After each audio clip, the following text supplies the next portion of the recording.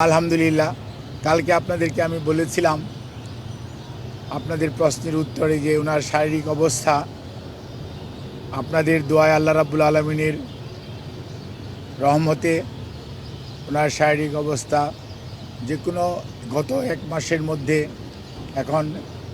বেশ স্থিতিশীল আছে এবং উনি আজকেও ওনার একটা ছোট প্রসিডিউর করা হয়েছে ওটিতে নিয়ে এবং সেটিও উনি অত্যন্ত সফলভাবে উনি সেটি গ্রহণ করতে পেরেছেন, অর্থাৎ প্রসিডিউরটা সুন্দরভাবে করা হয়েছে এবং উনি এখন ওনার সিসিইউতে যে ক্রিটিক্যাল কেয়ার ইউনিট ওখানে উনি আইসিইউয়ের যে ব্যবস্থা সেই ব্যবস্থা সম্বলিত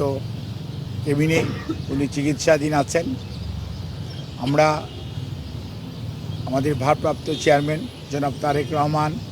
এবং আমাদের ভারপ্রাপ্ত চেয়ারম্যানের সহধর্মিণী ডাক্তার জুবাইদা রহমান এবং সৈয়দা শামিলা রহমান এবং শাইম ইস্কান্দার সহ পরিবারের সকলের পক্ষ থেকে এবং দলের পক্ষ থেকে আপনাদের মাধ্যমে দেশবাসীর কাছে আমরা দোয়া চাই, যেমনটিভাবে দেশনেত্রী বেগম খালেদা জিয়া মেডিকেল বোর্ডের অধীন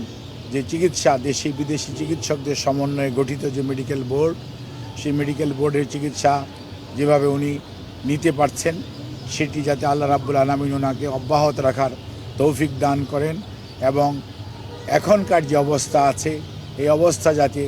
আর সুস্থতার দিকে ওনাকে নিয়ে যেতে পারেন সেই দোয়া চেয়ে আমি আমার বক্তব্য এখানে শেষ করছি।